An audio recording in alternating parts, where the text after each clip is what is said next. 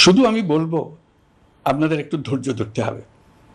এখনই সব দাবি পূরণ করার জন্য জোর করা, প্রতিষ্ঠানে ঢুকে ব্যক্তিবিশেষকে হুমকির মধ্যে ফেলা, মামলা গ্রহণের জন্য চাপ সৃষ্টি করা, বিচারের জন্য গ্রেফতারকৃত ব্যক্তিকে আদালতে হামলা করে আগেই এক ধরনের বিচার করে ফেলার যে প্রবণতা, তা থেকে বের হতে হবে।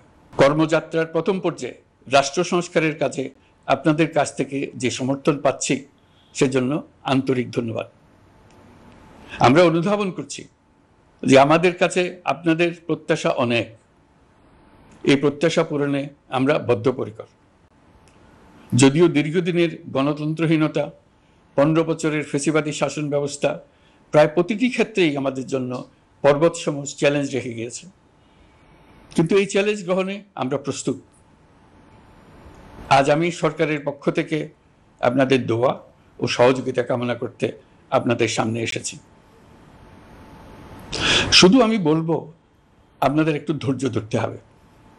এখনই সব দাবি পূরণ করার জন্য জোর করা, প্রতিষ্ঠানে ঢুকে ব্যক্তিবিশেষকে হুমকির মধ্যে ফেলা, মামলা গ্রহণের জন্য চাপ সৃষ্টি করা, বিচারের জন্য গ্রেফতারকৃত ব্যক্তিকে আদালতে হামলা করে আগেই এক ধরনের বিচার করে ফেলার যে প্রবণতা, তা থেকে বের হতে হবে। ছাত্র জনতার বিপ্লবের গৌরব ও সম্ভাবনা এসব কাজে ম্লান হয়ে যাবে। নতুন বাংলাদেশ গড়ার প্রচেষ্টা হতে ব্যাহত হবে। রাতারাতি এই পরিস্থিতি থেকে উত্তরণ কঠিন। নড়বড়ে এক কাঠামো, আমি বরং বলবো জনস্বার্থের বিপরীতমুখী এক কাঠামোর উপর দাঁড়িয়ে আমাদেরকে দেশ পুনর্গঠনের কাজে হাত দিতে হয়েছে। আমরা এখান থেকেই বাংলাদেশকে এমনভাবে করতে চাই যেন এদেশে জনগণই সত্যিকার অর্থে সকল ক্ষমতার উৎস হয়, বিশ্ব দরবারে একটি মানবিক ও কল্যাণকর রাষ্ট্র হিসেবে সমাদৃত হয়।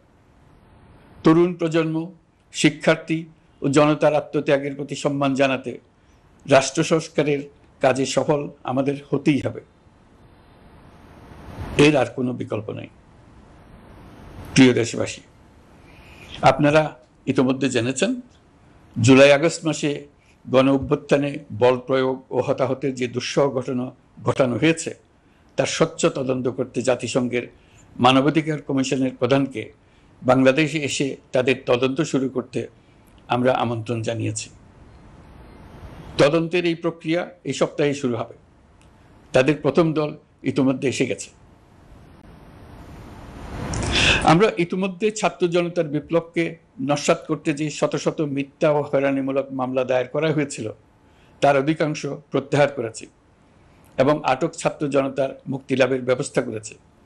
পর্যায়ক্রমে মিথ্যা ও গায়েবী সকল মামলার ক্ষেত্রে অনুরূপ ব্যবস্থা গ্রহণ করে মানুষকে দুঃসহ ভোগান্তি থেকে মুক্ত করা হবে।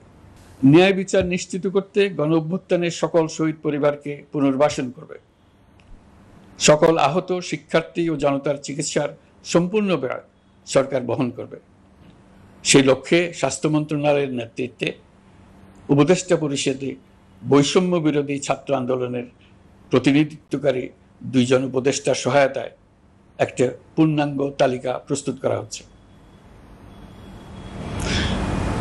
এই কার্যক্রমের জন্য এবং গণ অভ্যুত্থানের শহীদদের স্মৃতি ধরে রাখতে সরকার অতি দ্রুত জুলাই গণহত্যা স্মৃতি ফাউন্ডেশন নামে একটি ফাউন্ডেশন প্রতিষ্ঠা করার প্রক্রিয়ার শেষ পর্যায়ে এনেছে।